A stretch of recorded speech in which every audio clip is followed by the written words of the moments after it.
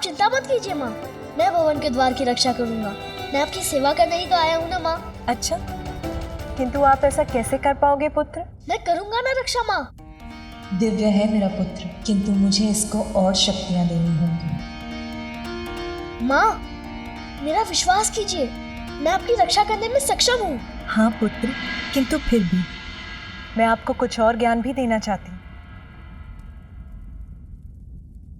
वक्रतुंड महाकाय बुद्धिकेतने सिद्धि सिद्धिदाय विघ्नहर्ता श्रीकरे सुमुखनाम प्रथम पूज्य देव तुम विशेष सिद्धि सिद्धिदाय विघ्नहर्ता श्रीकरे।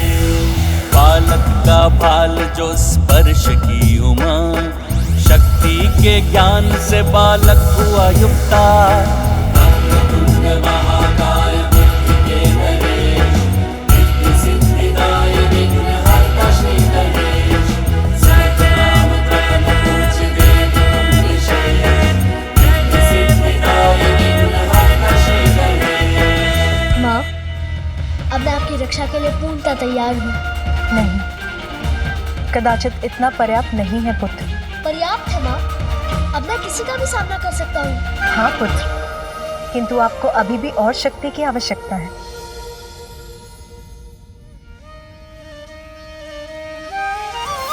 अद्भुत बालक परमा प्रेम लुटाती, प्रथम देवता जग में उसे बनाती।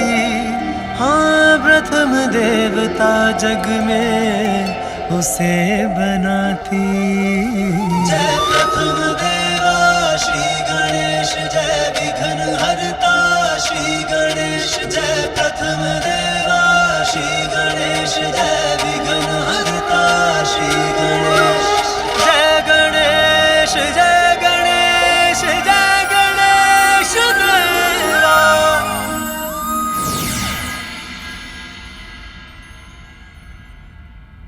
पुत्र,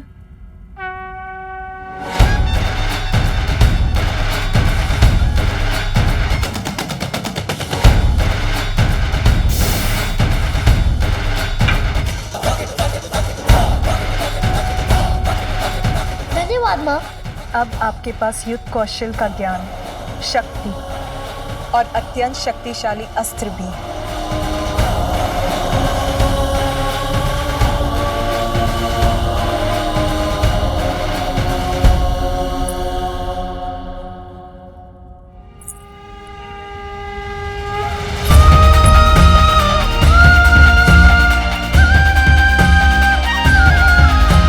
पुत्र, मैं स्नान करने जा रही हूँ।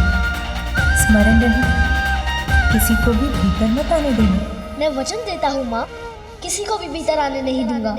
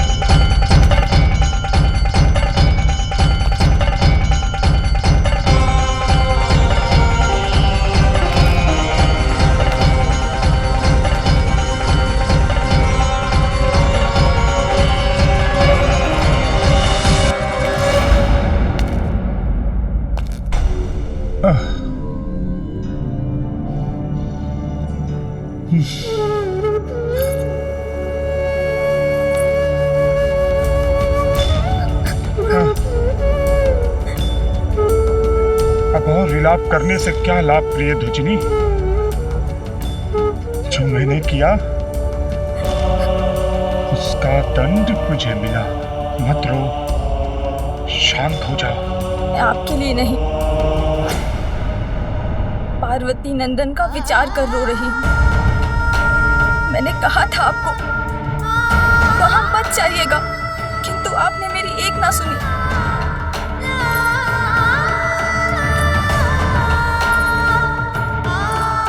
आप बालक को होने वाले अनिष्ट की कल्पना ही मुझे व्यथित कर रही है।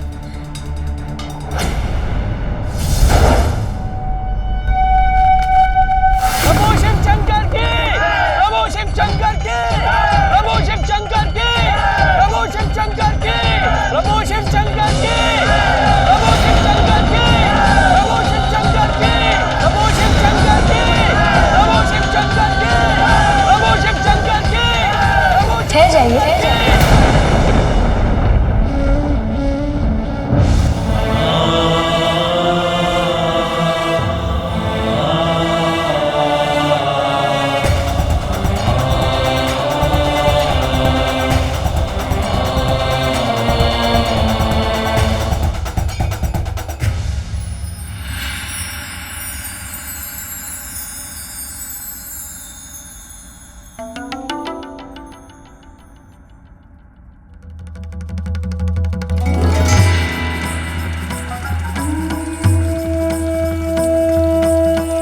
आज तो तुम्हारे मुख और नेत्रों में अद्भुत आभा है। कौन से विचार घुमड़ रहे हैं तुम्हारे मन में? विचार घुमड़ नहीं रहे, शांत हो रहे हैं। आज मैं अत्यंत प्रसन्न और संतुष्ट हूँ। ठहर जाइए। कदाचित आपने ध्यान से नहीं सुना। किसी को भी भीतर जाने की अनुमति नहीं है। यहाँ तक आए हैं, ये तो बताइए, है कौन आप?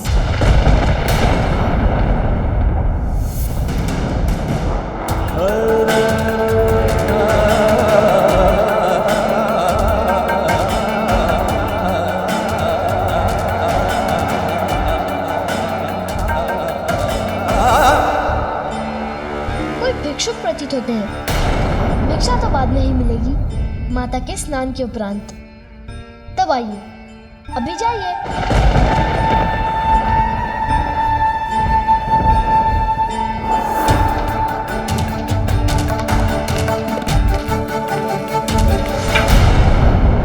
सुना नहीं आपने?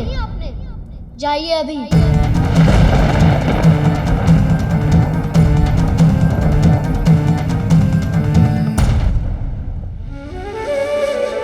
कदाचित अधिक भूखे हैं। अपने फल दे सकता हूँ, वो चाहिए? तुम कौन हो बालक? जिसने आपको रोका है।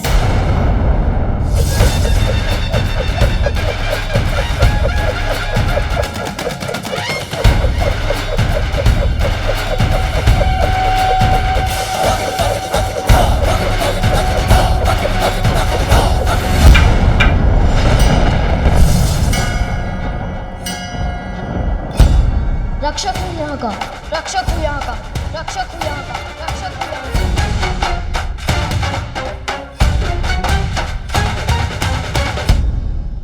का। आए तो आप हैं। आप दीजिए अपना परिचय। कौन है आप? आपका नाम क्या है? ये तो बहुत बड़ा प्रश्न है कि मेरा नाम क्या है। मैं कौन हूं? तुम मुझे किसी भी नाम से पुकार सकते हो बालक। संसार के सभी नाम मेरे ही हैं।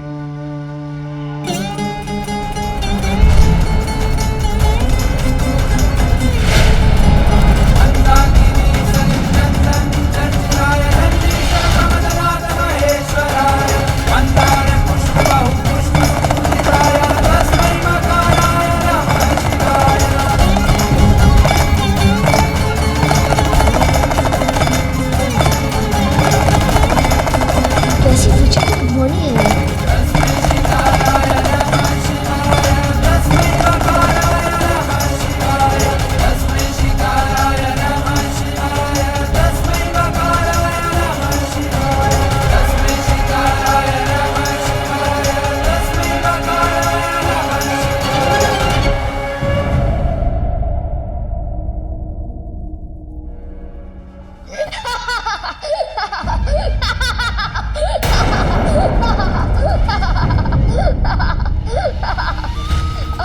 अर्थात आप मेरे जैसे ही हैं। अब तक मेरी माँ ने भी मुझे कोई नाम नहीं दिया है।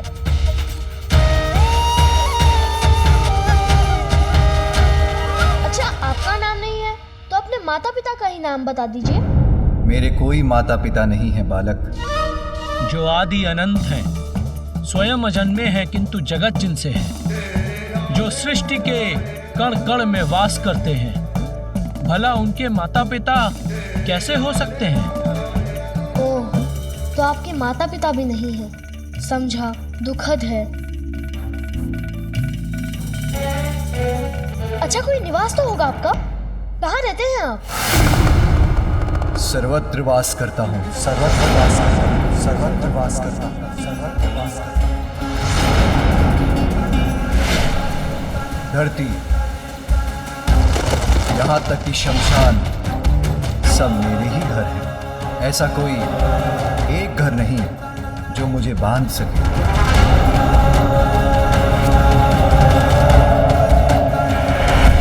यही समझ लो, मैं सर्वत्र हूँ और कहीं भी नहीं।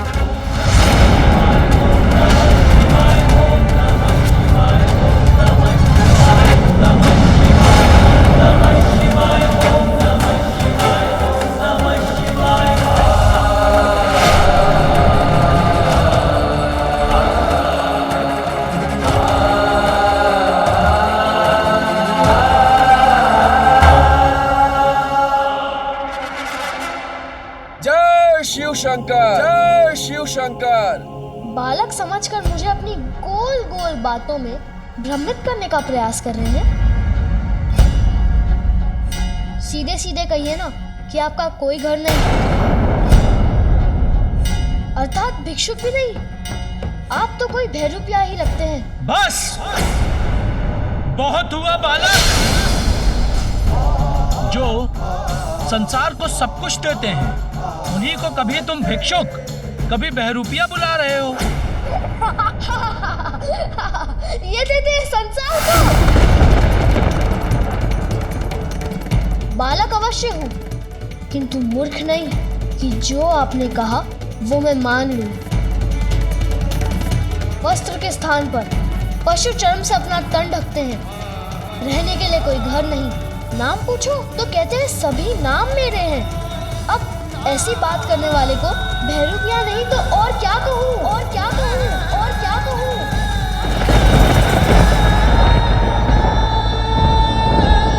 एक बार किसी जलाशय में स्वयं को झांक कर देखिए, भिक्षुक या बहरूपिया ही प्रतीत होते हैं। ये बालक कुछ भी कहे जा रहा है और प्रभु मुस्कुरा रहे हैं।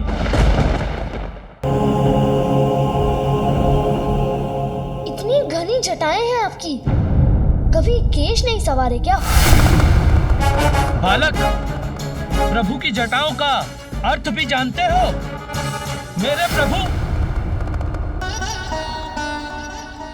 सखी, कुछ तो कहिए, किसके विचारों में डूबी हैं आप? मैं उनके विचारों में मग्न हूँ जिनका शीश घनी जटाओं से सुशोभित है।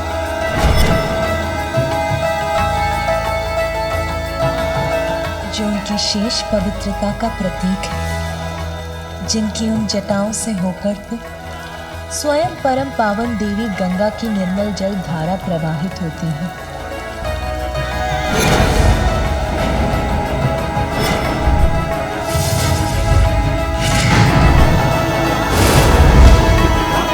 आपका तो सभी कुछ विचित्र है। और ये मस्तक पर तीसरा नेत्र क्यों है? देखने के लिए दो नेत्र कम पड़ गए थे क्या? प्रभु का तीसरा नेत्र खुल गया ना, तो बालक। जिनका तीसरा नेत्र प्रतीक है इसका कि जो दो नेत्रों से देखा जाता है वो सदा सत्य नहीं होता।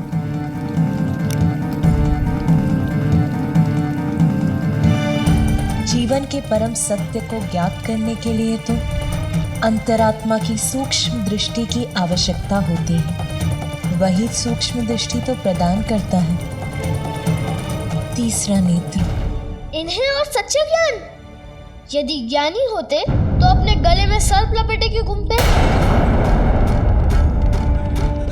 मुझे तो लगता है कि ये कोई बुद्धिहीन प्रतीत होते हैं।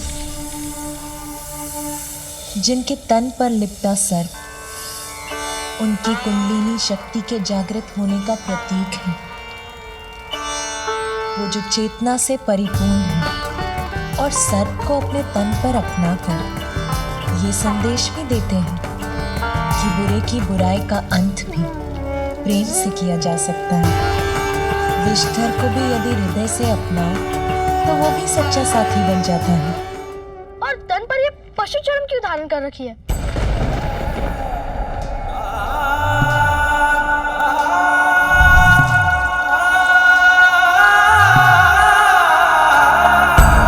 मृत पशु के चर्म को अपने देह पर धारण कर वस्त्र बनाने वाले वो ये संदेश देते हैं कि व्यर्थ में प्रकृति नष्ट ना हो, प्रकृति का सम्मान हो, उससे जुड़ाव रहे। मृत शत्रु के चर्म को धारण करना तो उसका भी सम्मान है। प्रत्येक जीव को संभाव से देखते हैं।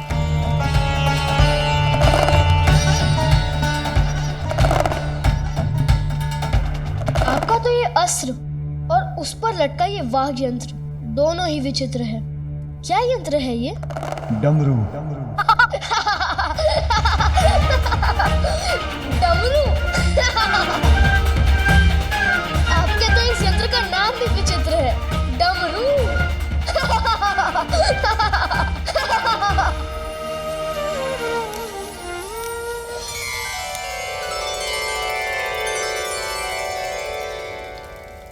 उनका त्रिशूल सहार का प्रतीक है और इसका भी कि उनका तमो, राजस और सात्विक तीनों गुणों पर पूर्ण नियंत्रण। उनके डमरू का आकार तो अनंत का ही स्वरूप है, जिनके नाद से ब्रह्मांड का, ब्रह्म अक्षर का, स्वर का व्यंजन और समस्त संसार का जन्म हुआ है।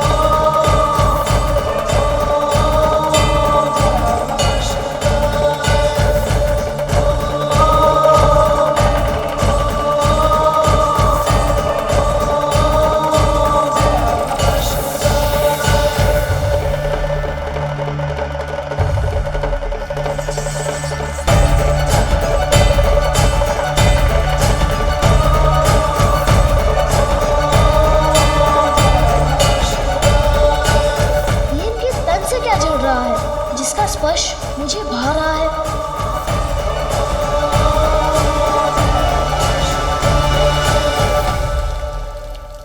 उनके तन पर भस्म का भी गूढ़ रहस्य है। भस्म तो वो है जो अनश्वर है, वो विभूति है जो हमें बोध कराती है कि जो जन्मा है उसे एक दिन भस्म भी होना है, और भस्म होने के साथ नश्वरता का भी अंत होता है। इसीलिए भस्म ही वास्तविक ऐश्वर्य की प्रतीक है।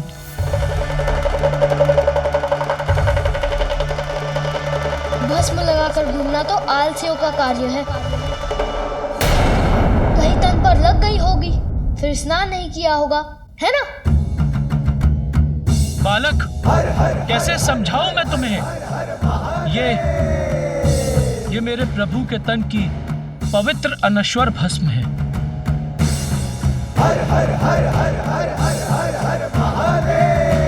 अच्छा बालक, बहुत हुआ वार्तालाप, हमें भीतर जाने दो। जाने दो? कदापि नहीं। मेरी माँ का आदेश है, किसी को भी भीतर मत जाने देना। और मेरी माँ का आदेश मेरे लिए सर्वोपरि है। बालक, अपनी माँ के प्रति तुम्हारी भक्ति देखकर मैं बहुत प्रसन्न हूँ, किंतु मैं तुम्हारी माँ का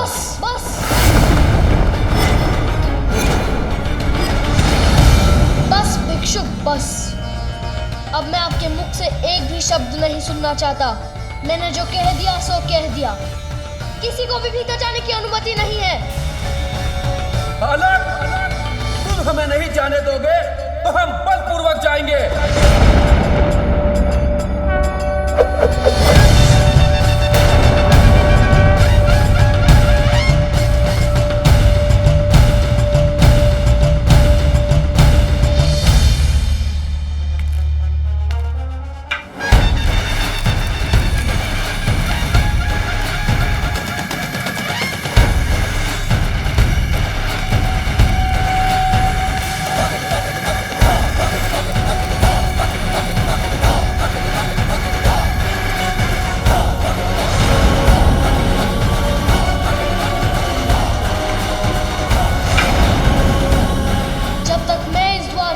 कर रहा हूं, तब तक कोई इस रेखा को नहीं लांघ सकता।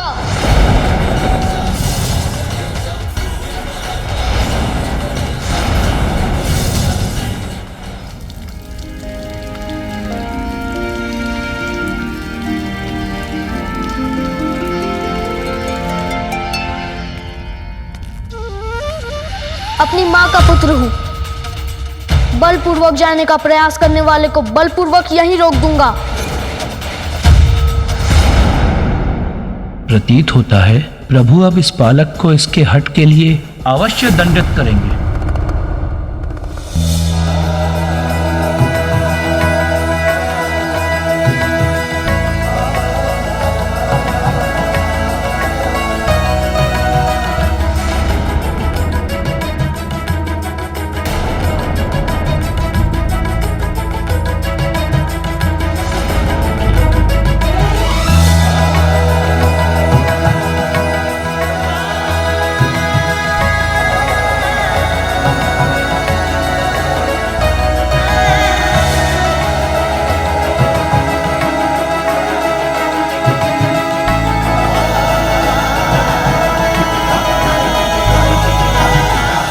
उचित है, मैं प्रतीक्षा करता हूं।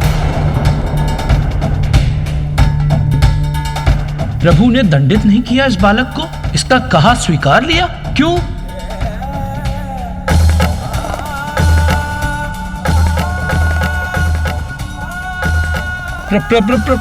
प्रभु, देर से ही समझे, किंतु समझ तो गए।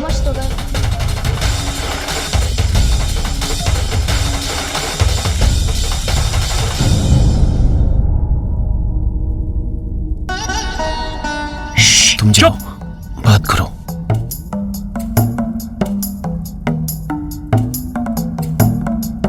प्रभु,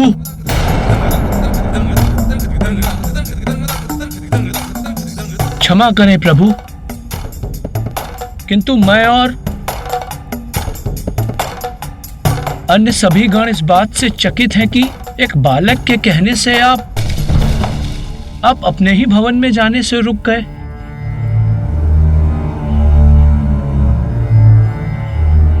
प्रभु, मुझे और अन्य सभी गणों को यह तनिक भी नहीं भाया। प्रभु, आप कुछ नहीं कहना चाहते तो कोई बात नहीं, किंतु हम सब गण मिलकर उस बालक को समझाएंगे।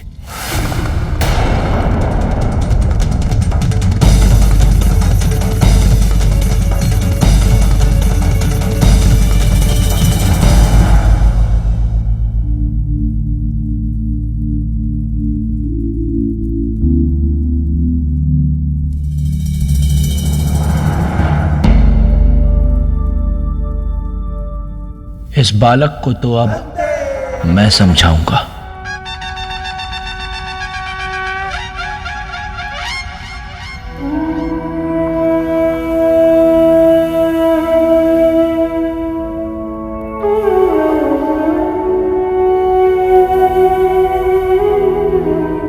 नंदी दी इत तान पतल ते तीदा तल दो। क्या कहा इसने श्रृंगी? नंदी ये कह रहा है कि इसके कान पकड़ के सीधा कर दो। अरे नहीं नहीं, बालक है वो, और बालक के साथ इस प्रकार का व्यवहार नहीं किया जाता। हम उसे एक और अवसर देते हैं। हठी का हट तोड़ने के लिए साम दाम दंड भेद का प्रयोग किया जाता है। पहले मैं साम दाम और भेद का प्रयोग करूंगा। और दंड के लिए मैं हूं ही। अरे नहीं नहीं, उसकी आवश्यकता नहीं पड़ेगी। आप देखिए मैं कितनी सहजता के साथ इस बालक को मना लूंगा।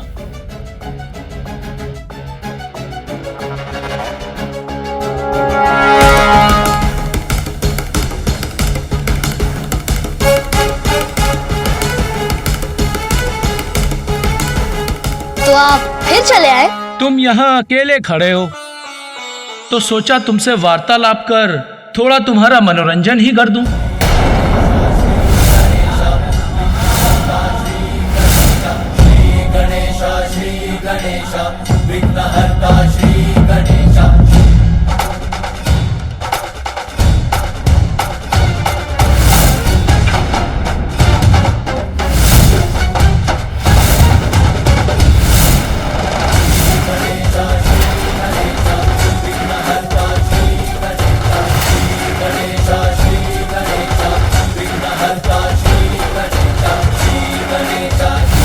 जब तक मैं इस द्वार का रक्षक हूँ, मैं मेरी माता की आज्ञा का पालन करूंगा। सतर्क रहना होगा मुझे, ताकि कोई भी छल एवं बल से भीतर ना प्रवेश कर पाए।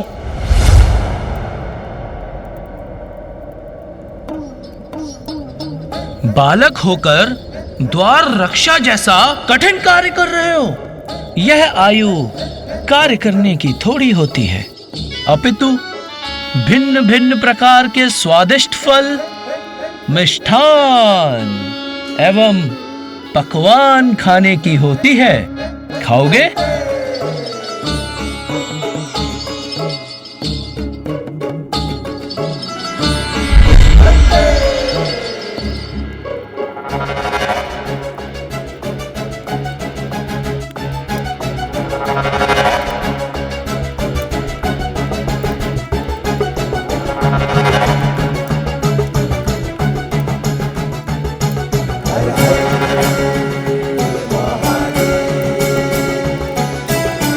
लो, खाओ, संकोच मत करो। यह सब कुछ तुम्हारे लिए ही है। आओ, अब तुम इसका आनंद लो और हमें भीतर जाने दो।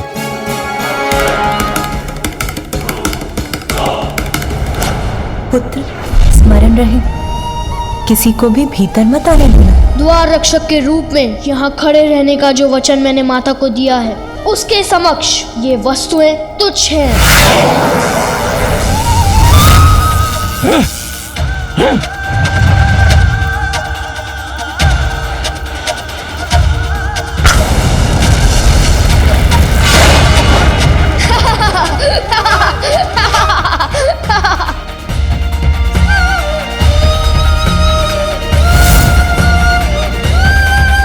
ना ही मुझे कुछ खाना है और ना ही मुझे किसी को भीतर जाने देना है। मेरा क्रोध जागृत हो रहा है। शांत शांत नंदी शांत। ओम नमः शिवाय, ओम नमः शिवाय, ओम नमः शिवाय, ओम नमः शिवाय, ओम नमः शिवाय, ओम नमः शिवाय, ओम नमः शिवाय, ओम नमः शिवाय, ओम नमः शिवाय, ओम नमः शिवाय, ओम नमः शिवाय, ओम नमः शिवाय, ओम नमः शिवाय, ओम नमः शिवाय, ओम नमः शिवाय।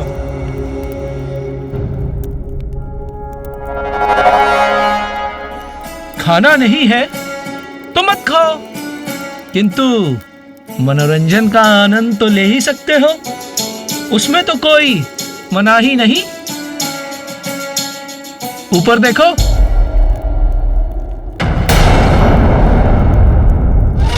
देखो आकाश के इन मेघों में मैं तुम्हें राजकुमार और राजकुमारी के विवाह का अद्भुत दृश्य दिखाता हूं। तुम्हें अवश्य आनंद आएगा। ये देखो।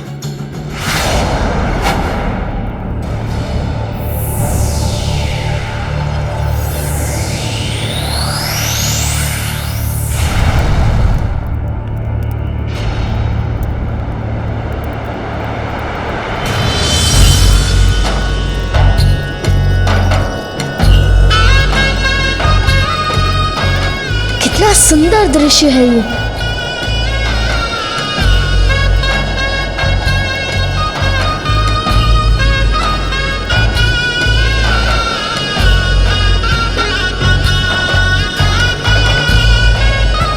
तुम यहाँ ये मनोहर दृश्य देखते रहो बालक, जब तक तुम्हारा मन करे।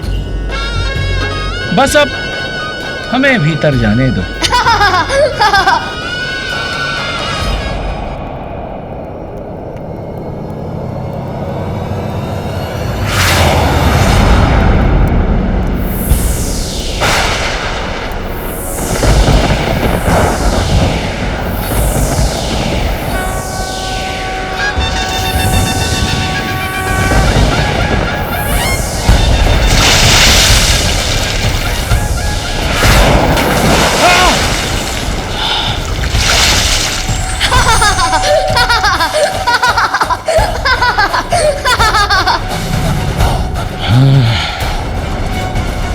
क्यों? मैंने जिस दृश्य की रचना की वो कैसा लगा आपको?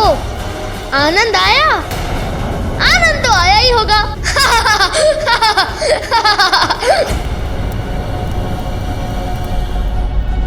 अब एक अंतिम बार कह रहा, ध्यान से सुन लीजिए। इस द्वार के आगे मैं किसी को नहीं जाने दूंगा, समझ गए आप? साम दाम तो व्यर्थ गए, अब क्या करूं?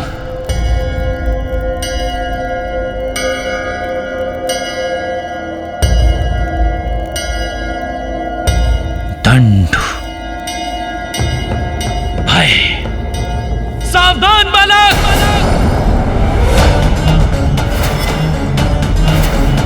हमारे स्वामी को जानते नहीं हो तुम? वो देवों के देव, देवाधिदेव हैं और उनका क्रोध अत्यंत भयंकर है तो हुआ करे, मुझे कैसा भय? भय करो बालक, भय करो, क्योंकि ये वो प्रभु शिव शंकर हैं जिन्होंने सृष्टि के रचयिता ब्रह्मदेव जी को भी उनके अहंकार के लिए दंडित किया था। मैं ही सृष्टि रचयिता हूँ, मैं ही स्वयंभू ईश्वर हूँ, त्रिमूर्ति में सर्वश्रेष्ठ हूँ। ब्रह्मदेव, ये आप नहीं, अपितु आपका अहंकार बोल रहा है।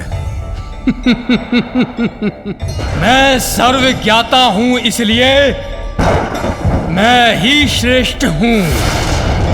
यदि ऐसा है तो आप इस स्तंभ के आरंभ और अंत को तो सरलता से ढूंढ ही लेंगे। ब्रह्मदेव,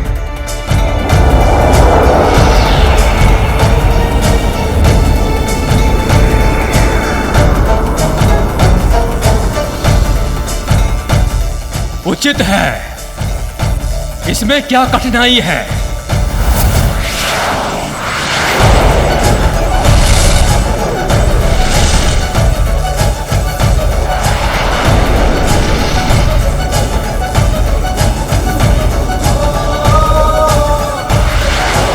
इस स्तंभ का आकार तो अनंत है, इसके आरंभ और अंत का स्रोत तो मैं किसी भी प्रकार से ज्ञात करने में असमर्थ हूं। मैंने स्तंभ का अंत ढूंढ लिया है। सत्य कह रहे हैं? इसका अंत ढूंढ लिया आपने? मुझ पर संदेह? मैंने जो कह दिया वही सत्य है। मैं ब्रह्मा हूं, मैं ही परम ब्रह्म हूं। तुम कौन हो?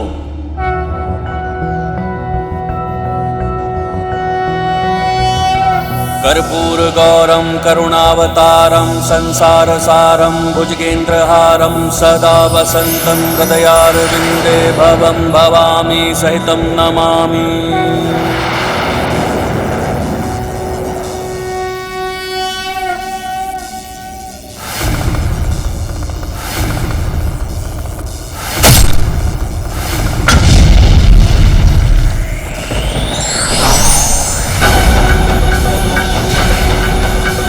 मैं वो हूं जो अहंकार को अपना आहार बनाता है। सृष्टि के जनक को इतना अहंकार शोभा नहीं देता ब्रह्मदेव।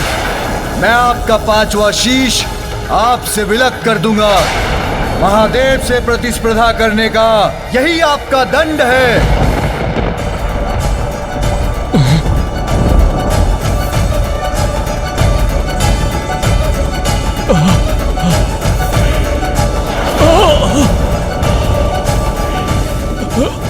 अब समझे कैसा होता है मेरे प्रभु शिव शंकर का क्रोध। अब समझे कैसा होता है मेरे प्रभु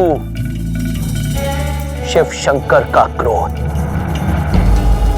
बालक हो तुम, इसीलिए अभी तक हमारे प्रभु शिव शंकर और हम सबके क्रोध से सुरक्षित हो।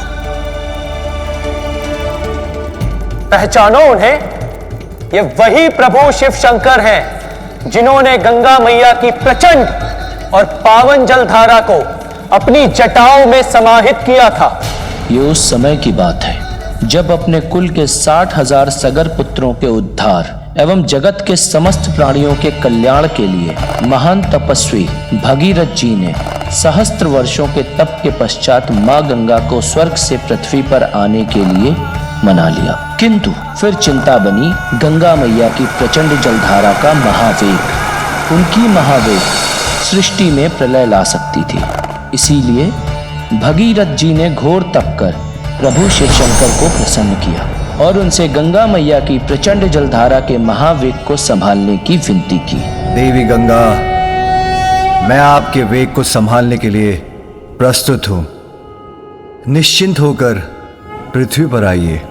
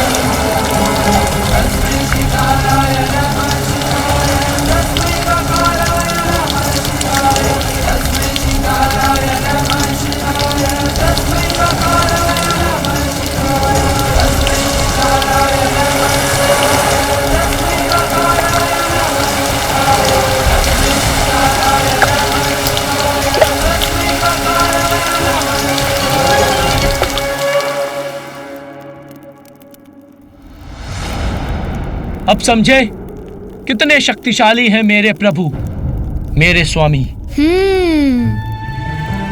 मैं प्रभावित तो अवश्य हूं,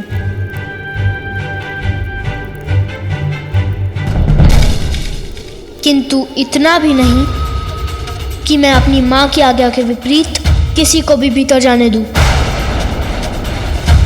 चाहे वो कोई भी हो, चाहे वो कोई भी हो।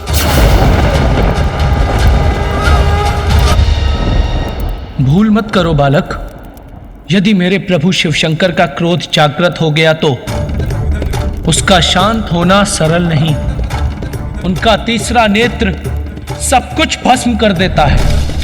उनके तीसरे नेत्र की अग्नि ने तो कामदेव को भी भस्म कर दिया था।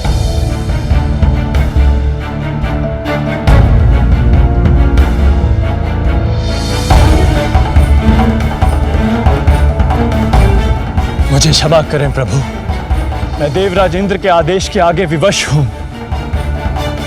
मुझे आपका ध्यान भंग करना ही होगा।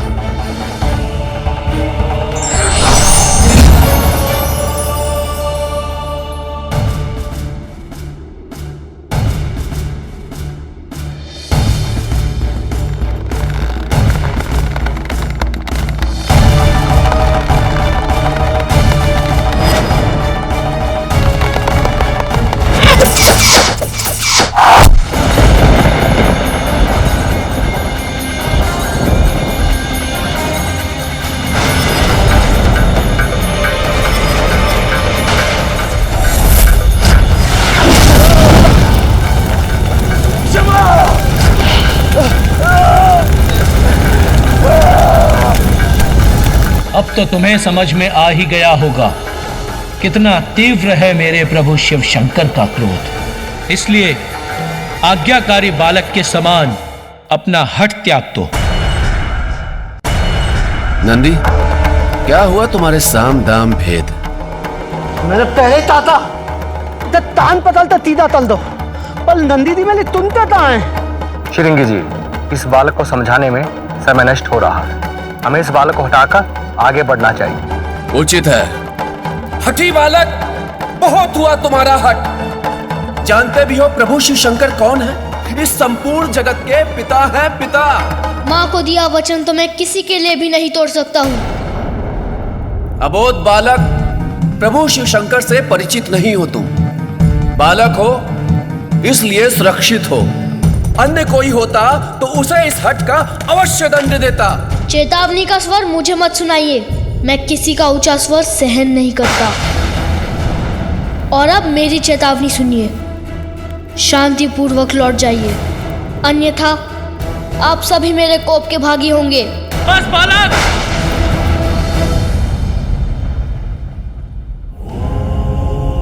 अब और दया नहीं करेंगे। प्रभु शिव शंकर हमारे स्वामी हैं और उनका मार्ग कोई नहीं रोक सकता। शांति से हट जाओ, अन्यथा बांध कर यहीं बैठा देंगे।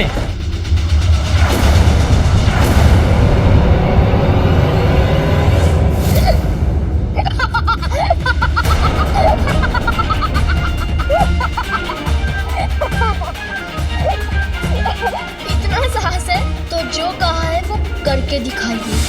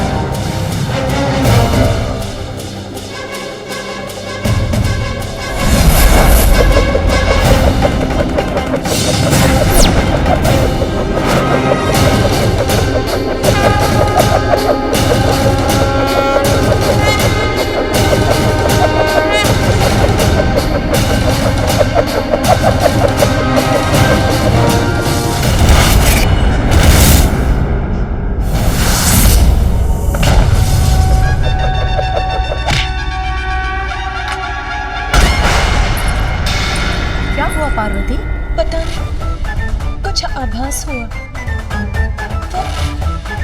वो मेरा पुत्र। आपके पुत्र को कुछ नहीं होगा। अभी तो कुछ क्षण पहले ही आपने उसे बाहर भेजा है।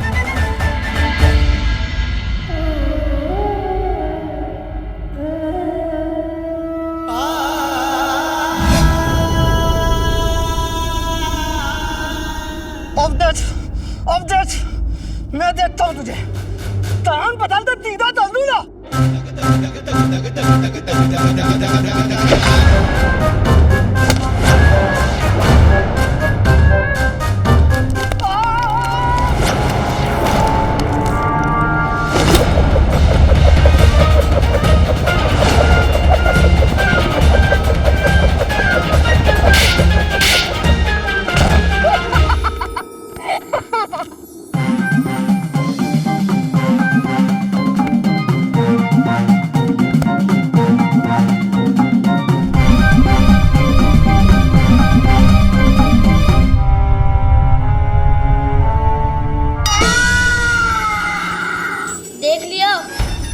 मुझ पर वार करने का परिणाम। मैंने कहा था ना, कोई भी इस रेखा को पार नहीं कर सकता। तुम होते कौन हो हमें रोकने वाले? हम अभी जाएंगे रेखा के पार।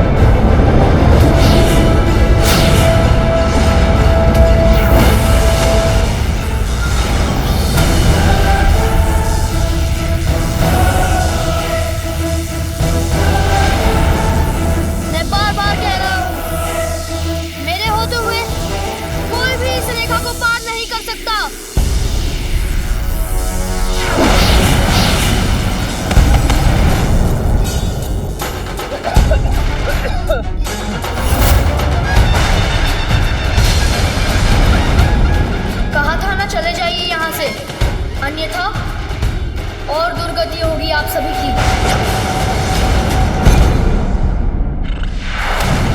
हम महादेव के गढ़ अब और अपना अपमान नहीं सहेंगे। आगे बढ़ो। आपकी यही इच्छा है तो यही सही, कर लीजिए प्रयास।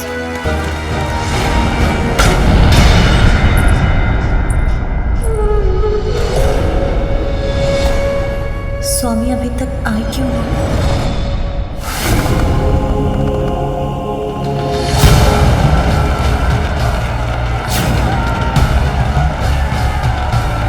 पार्वती,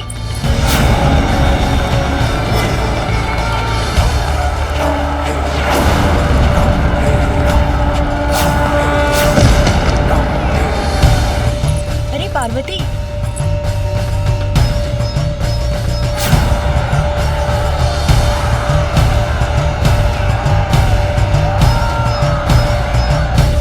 सुगंधी लगाना तो भूल ही गई। ये विशेष सुगंधी तुम्हारी माता ने भेजी है।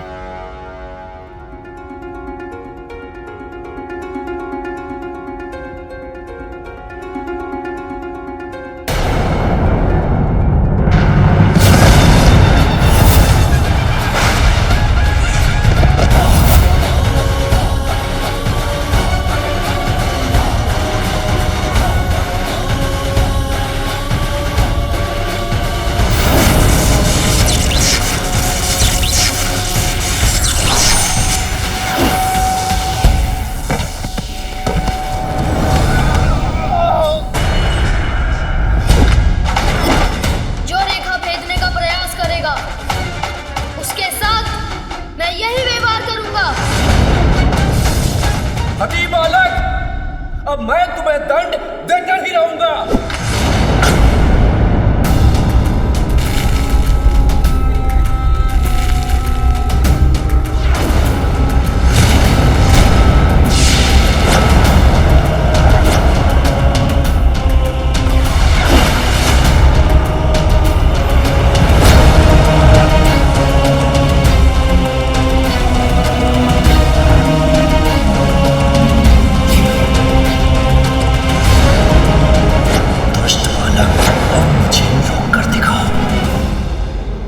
इसमें तो मेरे मायके की स्मृति छिपी है।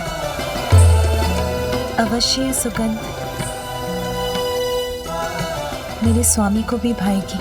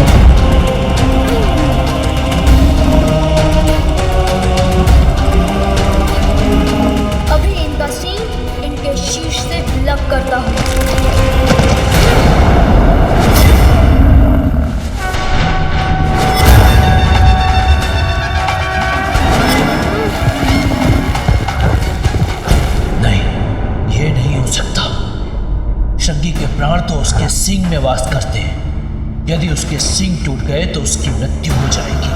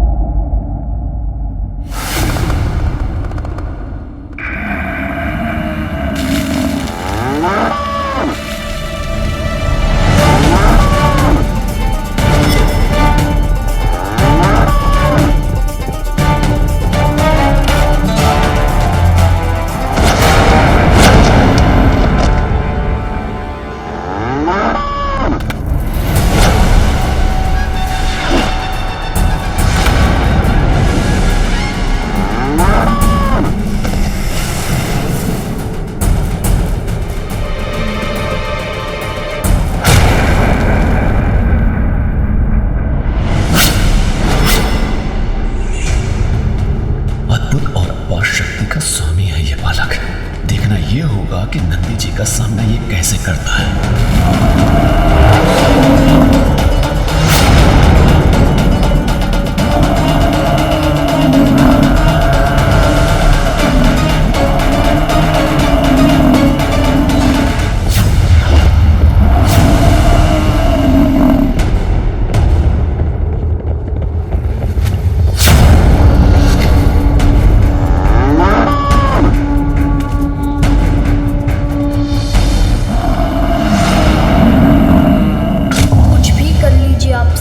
पीछे नहीं हटूंगा, आपका डटकर सामना करूंगा।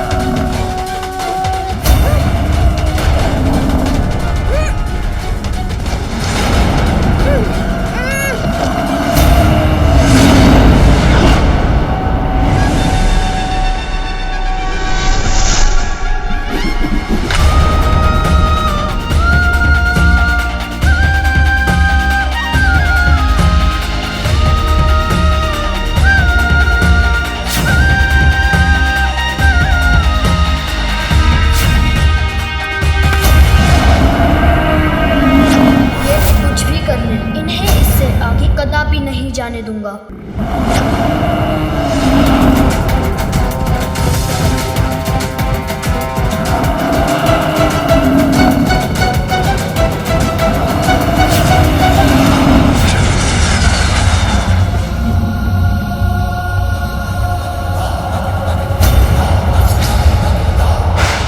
पीछे से मेरी पूंछ पकड़ ली, मुझे रोक दिया इसने।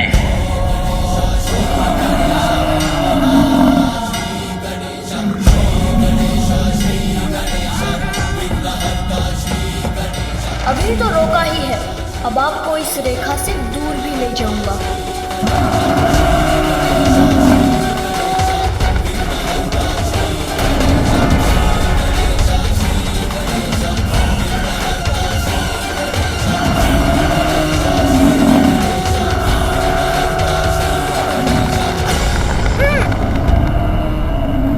मैं इन्हें खींच क्यों नहीं पा रहा हूं?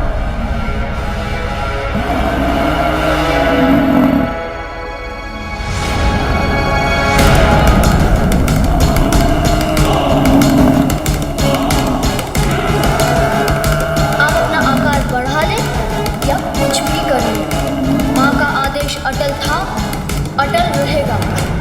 वायुदेव, स्वामी, कहाँ थे आप? चिंता के मारे मेरे प्राण सूख रहे थे। कुछ हुआ था क्या? गजासुर ने हम देवताओं को बंदी बना लिया था। यदि उचित समय पर विष्णुदेव और नंदी हमें उसके बंधन से मुक्त नहीं कराते तो वो दुष्ट गजासुर हमारी और दुर्दशा करता। नंदी? हाँ, नंदी। अद्भुत था वो दृश्य जब नंदी ने अपने अपार बल का प्रयोग कर भोलेनाथ को गजासुर से मुक्त करा। नंदी का अपार बल तो भोलेनाथ की सेवा के लिए सदा तत्पर रहता है।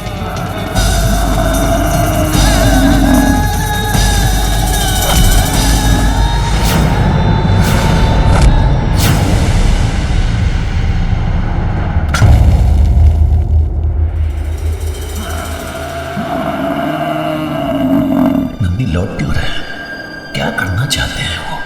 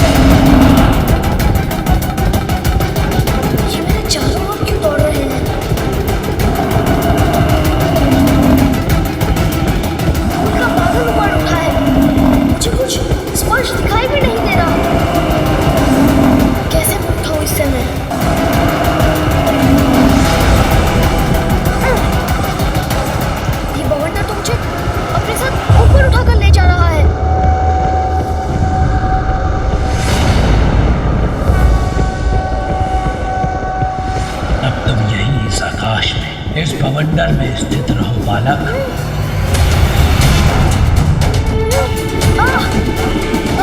नारद भयभीत, यदि उनके पुत्र का तनिक भी अनिष्ट हुआ तो माता पार्वती भवंडर उत्पन्न कर देगी। किंतु मैंने जो किया वो भी तो आवश्यक ही था, उसमें भी था सृष्टि का हित। माता पार्वती के क्रोध से कैसे रहूं सुरक्षित?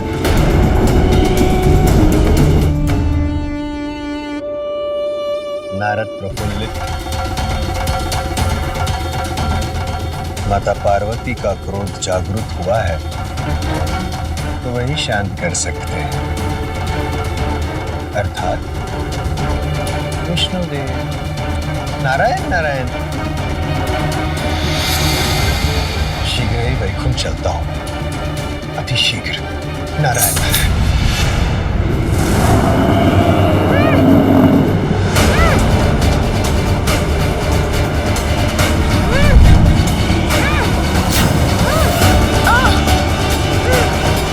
मुझे इस बवंडर से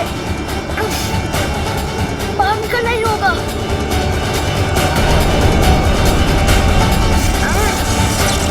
ये क्या हुआ? कैसा प्रकाश था ये?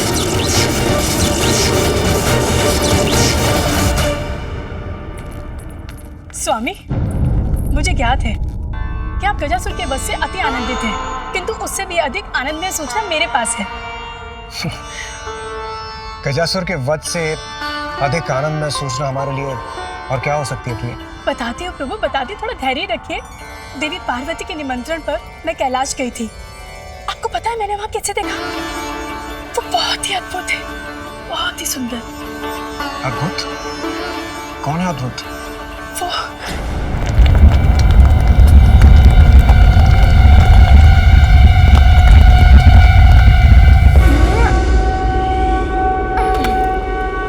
बहुत हुई आपकी क्रीड़ा, अब मैं आपकी इस कृत्य का उचित उत्तर दूंगा। क्रीड़ा तो तुम्हारी बहुत हुई है बालक, किंतु अब नहीं होगी।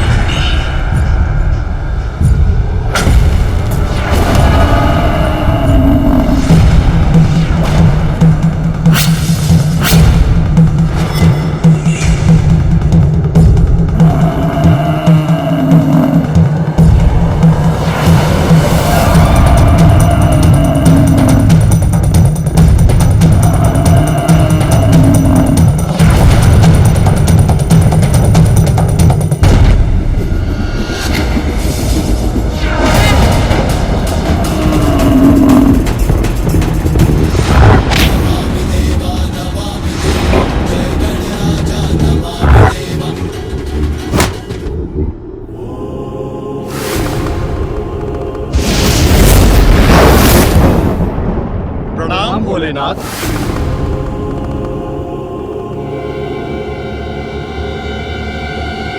महादेव प्रभु प्रभु प्रभु महादेव।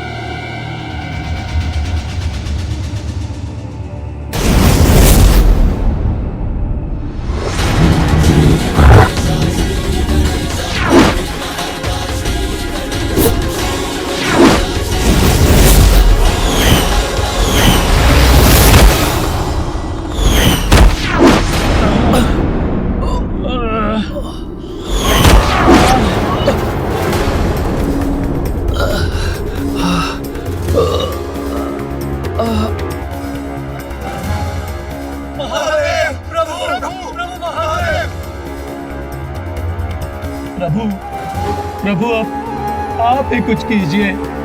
देखिए उस बालक ने हमारी कैसी दुर्दशा कर दी है। हमारी भी प्रभु, किसी तो नहीं बोला प्रभु उस बालक से।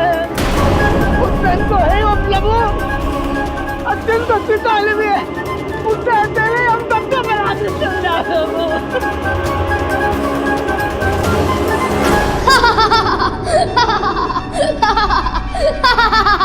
मैंने कितना कहा किंतु नहीं सुना आप सभी ने, तो अब भुगतिए परिणाम। मेरे गणों का अपमान मैं कदापि सहन नहीं करूंगा।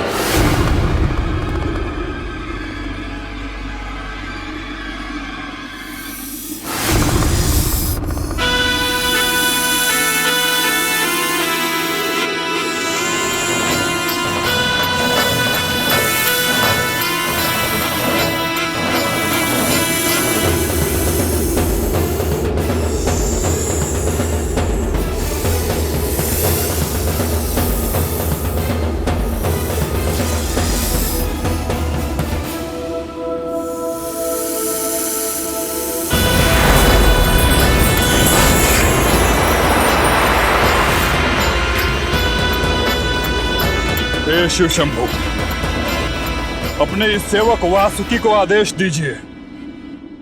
मैं अभी जाकर इस बालक को उचित पाठ सिखाता हूँ। एक उद्दंड बालक भोलेनाथ की महिमा को चुनौती दे, यह देवराज इंद्र को स्वीकार नहीं है प्रभु। अमृतपान कर चुके हैं हम, अमर है हम देवता प्रभु। अभी उस उद्दंड बालक को अमृतों की शक्ति दिखाते हैं। हाँ, की शक्ति का अहंकार है इस बालक को। मैं अपने ताप से भस्म कर दूंगा उसे। गजासुर हमारे समक्ष टिक नहीं सका, तो दुस्साहसी बालक हमारे सामने क्या टिकेगा? प्रभु, उसका अहंकार भी नष्ट होगा। हाँ, अहंकार का नष्ट हो जाना ही उचित है। प्रतीत होता है यही होगा। अहंकार मिटेगा और तो ही तो शुभता का विस्तार होगा।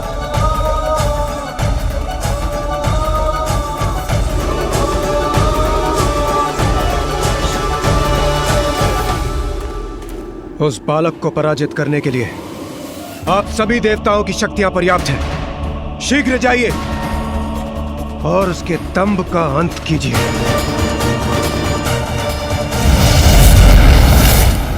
अवश्य मिटेगा। सबका अहंकार मिटेगा।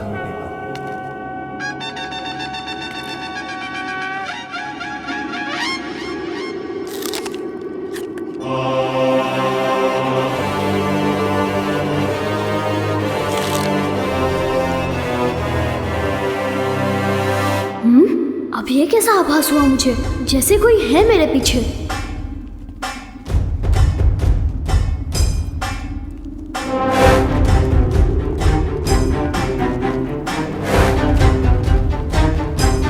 ना स्वयं शांत बैठते हैं, ना दूसरों को शांत बैठने देते हैं। उन्हें लौटाया था, अब ये आ गए।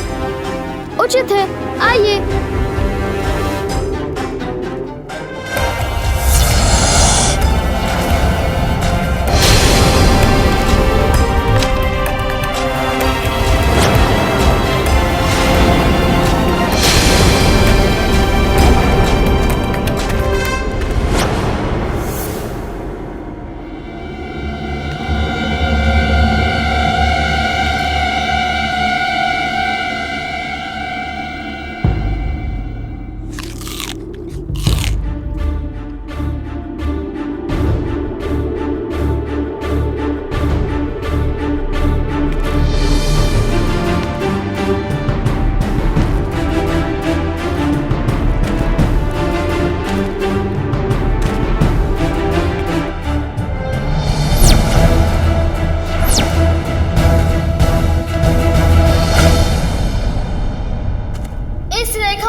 किसी को भी जाने की अनुमति नहीं है। किसी ने भी लांघने का प्रयास किया तो उसका परिणाम अच्छा नहीं होगा।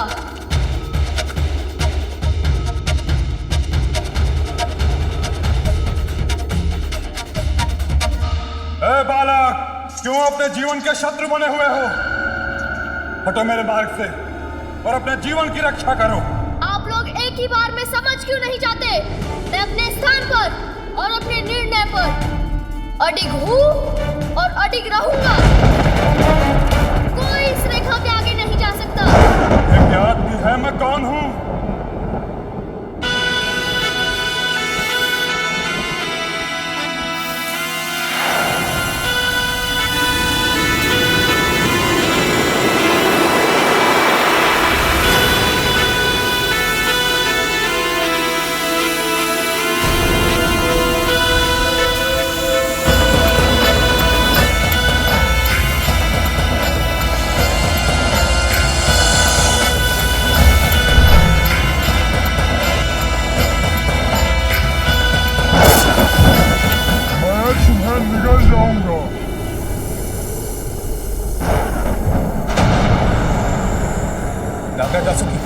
ये क्या कर रहे हैं आप अपनी सभी सीमाओं का उल्लंघन कर रहे हैं।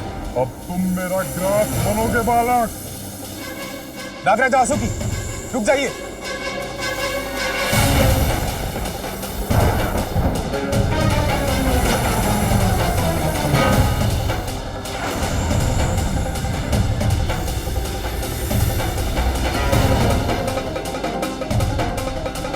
रुकना तो इसे चाहिए था। शिव शंभू का अपमान करने से पूर्व हे वायुदेव, इस बालक का अंत निश्चित है। नागराज वासुकी, ये दुस्साहसी है, उद्दंड है, किंतु है तो एक बालक ही। हमें इसे एक अंतिम अवसर देना चाहिए। शांत नागराज, कदाचित वरुण देव उचित कह रहे हैं।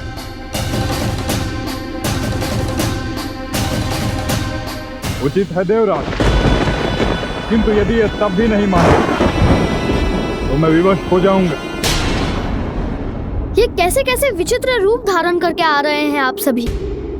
सर्वप्रथम वृषभ, फिर मेढ़ा और अब ये विशालकाय सर्प। क्या एक एक करके आप सभी पशुओं और जंतुओं के रूप धारण करेंगे?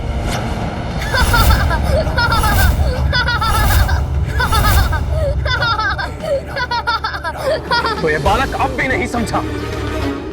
अब भी इसमें इतना ही अहंकार शेष है। इसके अहंकार का उपचार करता हूं मैं अभी। नागराज वासुकी, आप शांत हो जाइए, मैं समझाता हूं इस बालक। जिनका तुम अपमान कर रहे हो वो नागराज वासुकी है।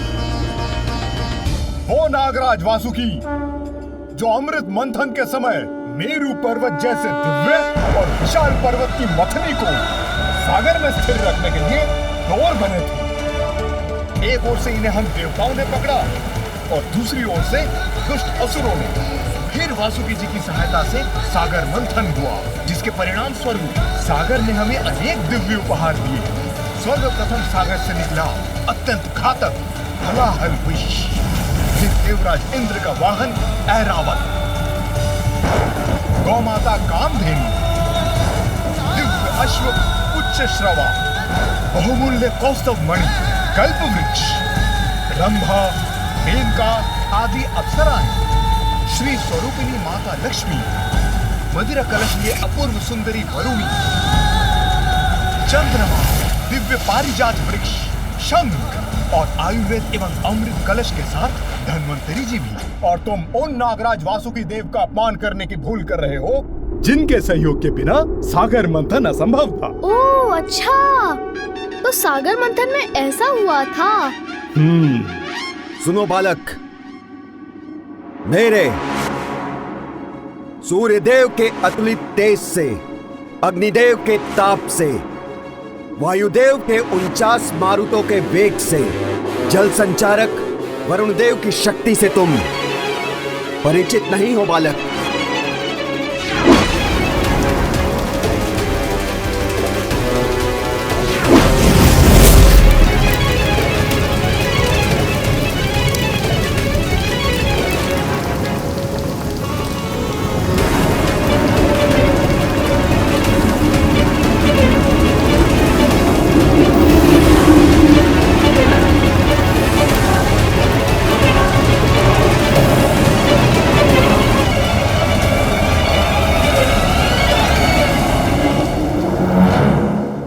देखा तुमने हम देवताओं की शक्ति, और तुम हमारा अपमान कर रहे हो। अपमान?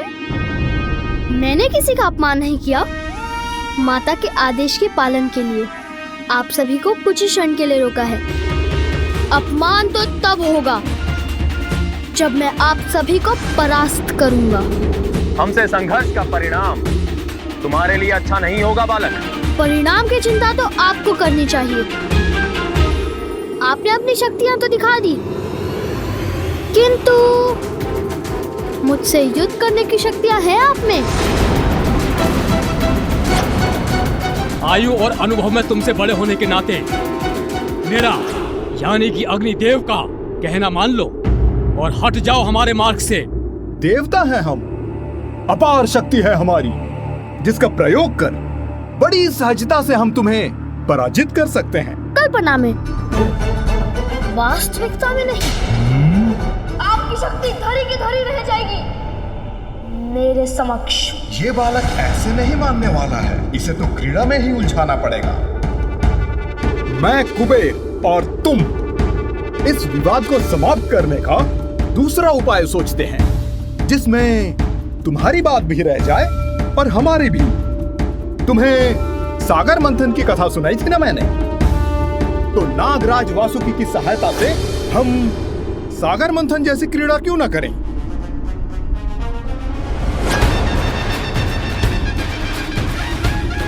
हाँ, कदाचित इसमें आनंद आएगा, किंतु मंथन के बाद सागर में से इतनी दिव्य वस्तुएं निकली थी।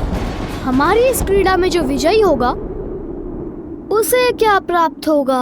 यदि हम देवता विजयी हुए तो तुम हमें आगे जाने दो। विजय होंगे आप सभी? असंभव।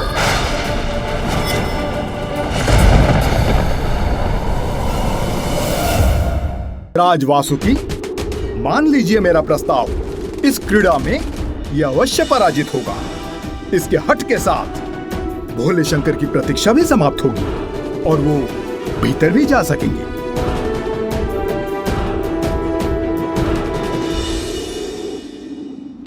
ठीक है।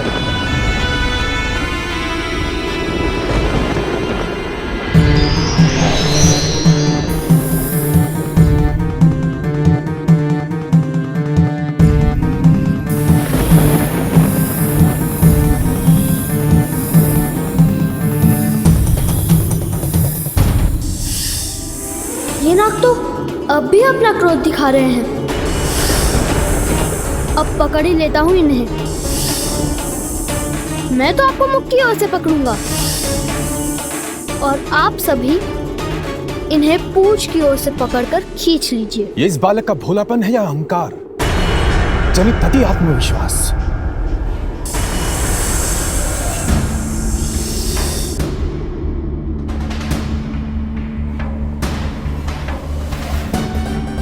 मैं इस क्रीड़ा में तुम्हारे साथ अन्याय नहीं करूंगा बालक। इसीलिए इस क्रीड़ा में मैं अग्निदेव एक ही हाथ का बल लगाऊंगा। क्षण भर में समाप्त होगी यह क्रीड़ा। अग्निदेव के समक्ष पल भर भी नहीं टिक सकोगे तुम। प्रारंभ करें बालक। अवश्य।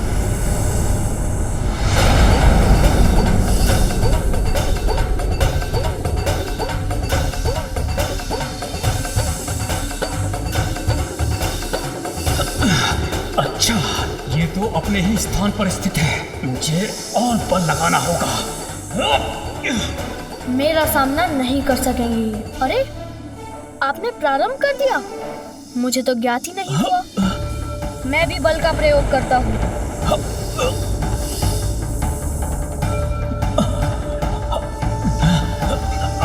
अरे, ये क्या हो रहा है? इस बालक ने मुझे कैसे खींच लिया? आप स्थित रहिए अग्निदेव, मैं आपकी सहायता करता हूँ।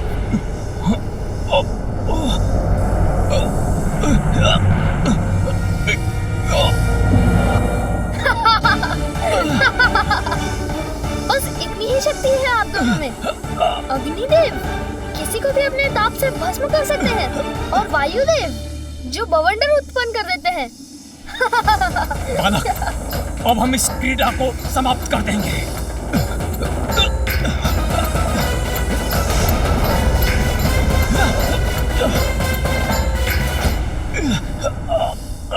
देखता हूँ क्रीड़ा आप समाप्त करते हैं या मैं। आश्चर्य, इस बालक में इतना सामर्थ्य है। अग्निदेव और मेरी वायुदेव की सम्मिलित शक्ति का सामना कर रहा है, खींच रहा है। अग्निदेव अपने पांव जमाइए। वायुदेव आप इतने भारी हैं क्या? बल लगाइए, अपनी शक्तियों का प्रयोग कीजिए। चलिए। आप हमें आदेश मत दीजिए सूर्यदेव। आप स्वयं संभाल कर दिखाइए इसे। ये तो एक दूसरे से ही उलझ रहे हैं। यही उचित अवसर है। एक बालक से विजय प्राप्त नहीं कर पा रहे हैं और एक दूसरे पर ही दोषारोपण कर रहे हैं। ऐसे तो ये बालक विजयी हो जाएगा।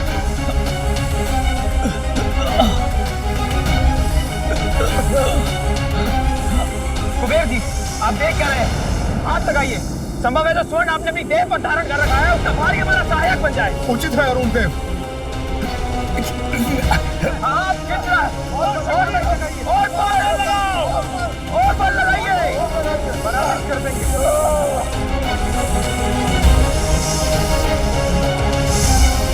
ये कैसे संभव है?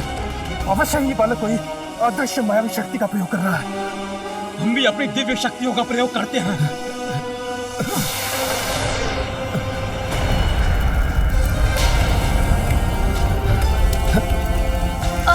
मेरे पांव दब रहे हैं, किंतु पराजय स्वीकार नहीं करूंगा। अपनी माँ को दिए हुए वचन का पालन करने के लिए मैं कुछ भी कर सकता हूँ।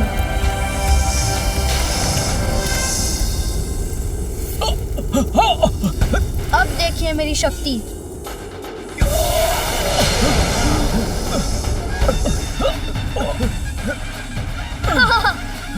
क्या हो गया आपकी दिव्य शक्ति को? यदि आप अपनी दिव्य शक्ति का प्रयोग करेंगे तो मैं उससे भी बड़ी शक्ति से आपको पराजित कर दूंगा। अरे ये हिम कहाँ से आ गया? गिर रहे हैं हम। अरे ये क्या आ रहा है हम सभी को? थोड़ा संभल कर रहिए।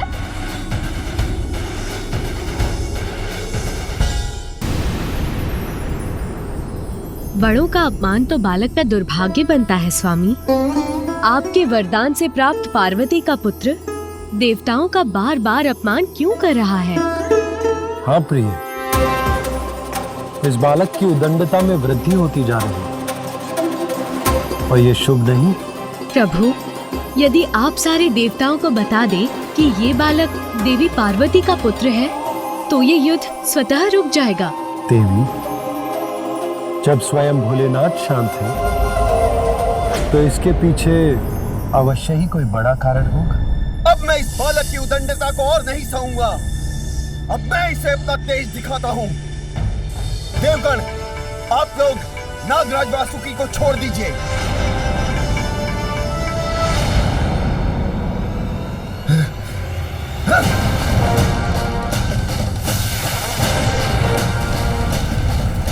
ये क्या? इस सर्प का ताप तो बढ़ता ही जा रहा है।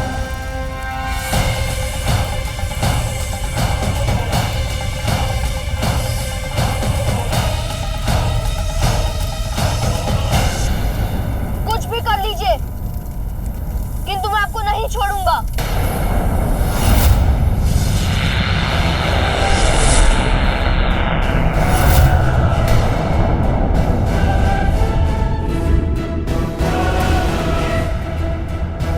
असहनीय पीड़ा हो रही है मुझे। बस बहुत हो चुका।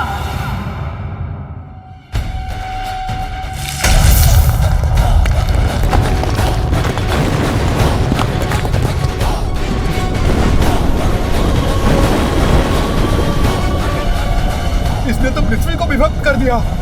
पाताल दिख रहा है मुझे। अग्निदेव तो नहीं हूँ। यदि मैं नीचे गिर भी गया तो अग्नि का तो मुझ पर कोई प्रभाव नहीं होगा, किंतु ये नुकीली शिलाएं, उनसे तो कोई बचाव नहीं। आहत हो जाऊंगा मैं इनका कोई अहित नहीं चाहता, किंतु मैं इन्हें परास्त युद्ध से ही करूंगा।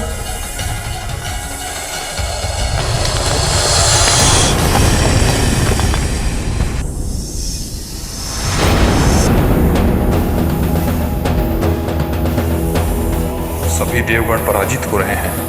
मुझे ही शीघ्र कुछ करना होगा।